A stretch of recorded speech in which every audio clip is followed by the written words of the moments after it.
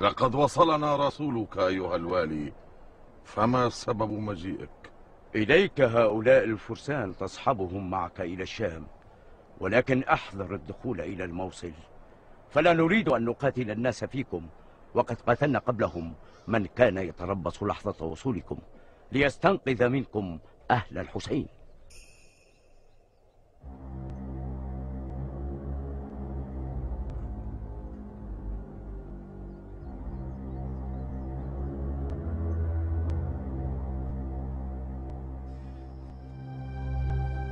سكينة، ما قولك بسكينة؟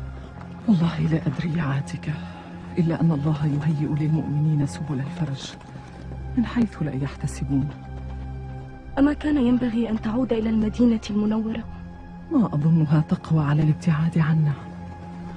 ولكن من الذي أعانها للوصول إلى الموصل؟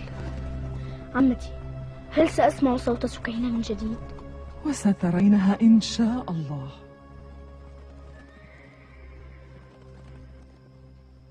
والله ما من رزية أقرح للقلوب، وما من خطب أدمى للفؤاد وأفرى للأكباد، وما من عصية أشد على النفوس من تركنا حرائر رسول الله وبناته بين يدي أولئك المارقين على الدين، الناكثين لعهد الله ورسوله الأمين، أولئك المتبرمين من الإسلام تبرم الظلام من النور، المعلنين لرزايا الفسق والفجور. يا أشراف حلب، يا أشراف حلب وشبابها، إن كان قد عداكم القتال بين يدي ريحانة رسول الله وسبطه، وتجاوزتكم سيوف ابن زياد ويزيد، فلم يفتكم في أهله الأجر والثواب، فهبوا لقتال أعداء رسول الله، وأن الله لمجزيكم الثواب يوم الأجر والحساب. الله أكبر! الله أكبر! الله أكبر!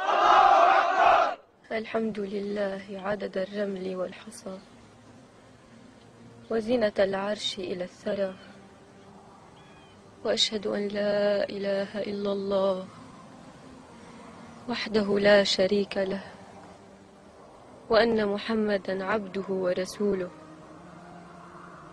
الذي ذبح أولاده بشط الفرات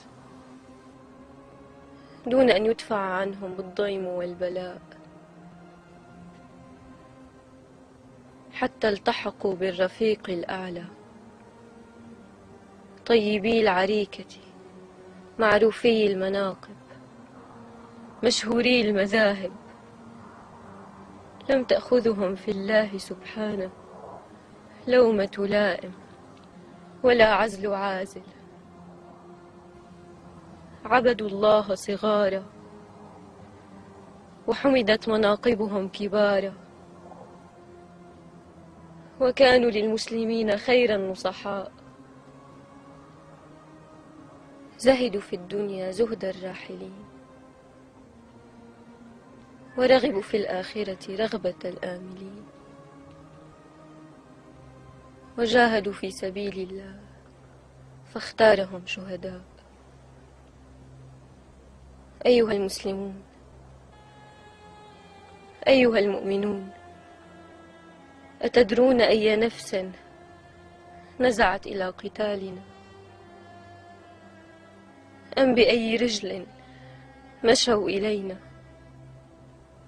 ولا أظنكم تجهلون من قست قلوبهم وغلظت أكبادهم، وطبع الله على أفئدتهم وختم على سمعهم وبصرهم، وسول لهم الشيطان وأملى لهم، وجعل على بصائرهم غشاوة فهم لا يهتدون. أيها المسلمون، أيها المؤمنون، ها هم بنات رسول الله يساقون بالصياد على يد أشر الناس وأبغضهم إلى الله. يساقون أطفالا ذوى عودهم، ونساء ضمرت وجوههن، وإماما يسار به فوق رمال اللظى.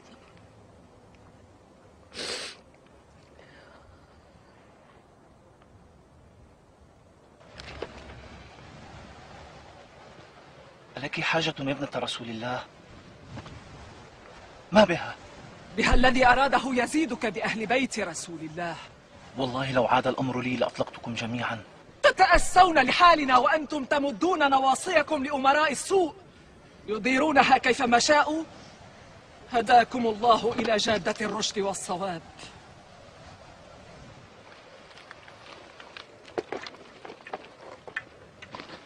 يا ابن رسول الله، ألا تكلم هؤلاء الجند بما يغير حالهم؟ إن الله لا يغير ما بقوم حتى يغيروا ما بأنفسهم. إن أشفقت على هذه الطفلة فأتي إلينا ببعض الماء نخفف عنها احترارها، واحرص أن تأتيني بماء طهور لم تمسه أيدي هؤلاء السكارى.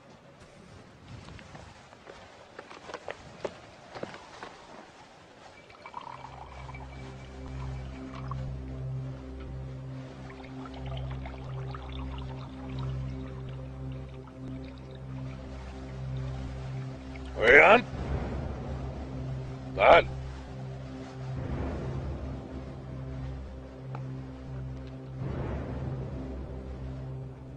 ما هذا الذي بيدك؟ إنه ماء يا سيدي. ماء؟ ولمن تأخذه؟ إليهم، طلبوه لعلاج احترار طفلة من أطفالهم تنتابها الحمى. أرني.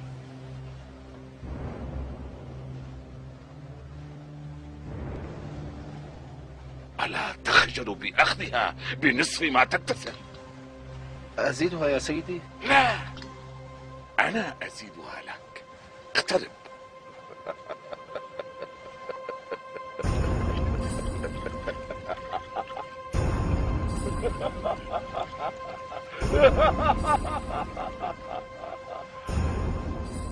والآن خذها إليه.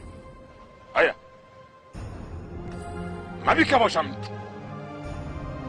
خذها وليشفوا مرضاهم بها. هيا هيا.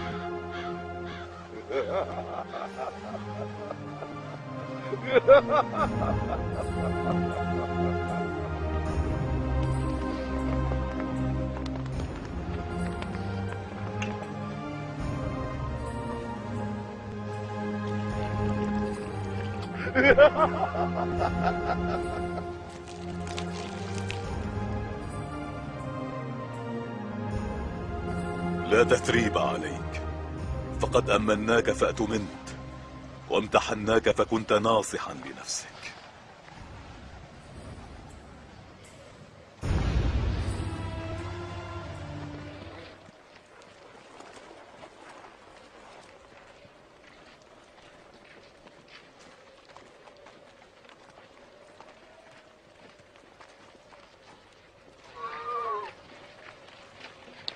ليث،